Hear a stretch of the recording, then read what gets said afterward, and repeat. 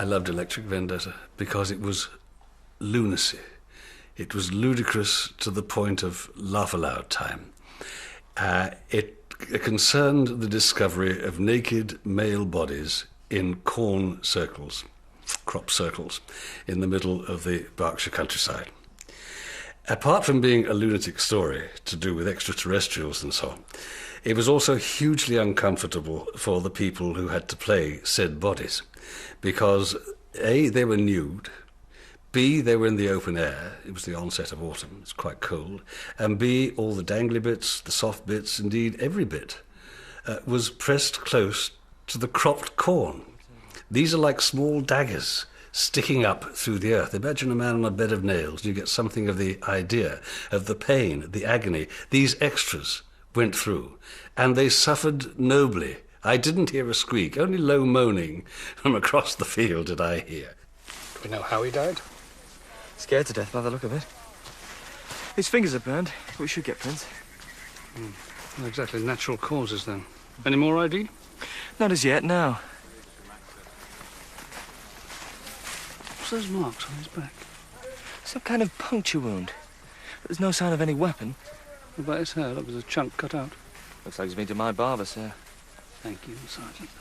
The most extraordinary thing about this story, among all the other wonderful lunacies, was the fact that everybody forgot about the first body. The first body that was discovered, pre the title sequence, the tease in other words, was forgotten about. There he was, naked, in a crop circle. His presence wasn't explained, he wasn't identified, why he was there, what he was doing there, was never, ever explained. He got lost in the cut somewhere. And our beloved director, in the shape of Peter Smith, was on a radio phone-in, and a lady from Norfolk rang in and said, "What about that body? What was that, then?" And we'd all forgotten. Nobody explained. The other 15 or so murders that occur in the course of the play were remembered, of course, and duly given a provenance, a local habitation and a name, but not that one. And I don't think it's been changed, so watch out for that one.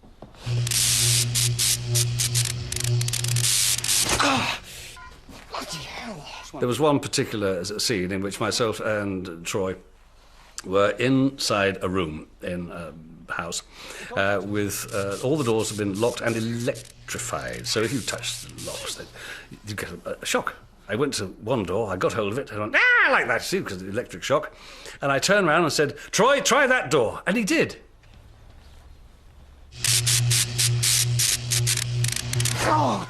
Lunacy. I know he's supposed to be a faithful servant and all the rest of those things, but no sane person would have done that.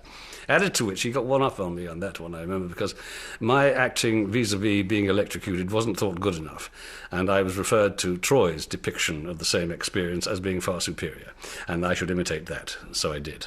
Hello, Christian. God, I wouldn't have recognized you. Life takes its toll.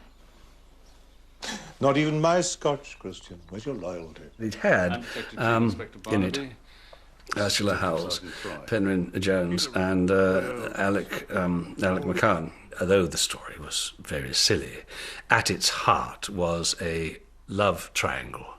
Two men in love with the same woman, Ursula Howells, or had been back in the 30s and so on.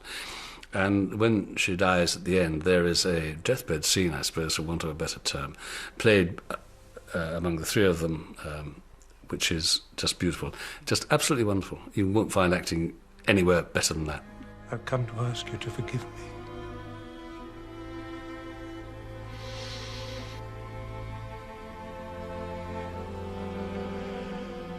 I'm truly sorry for everything I've done.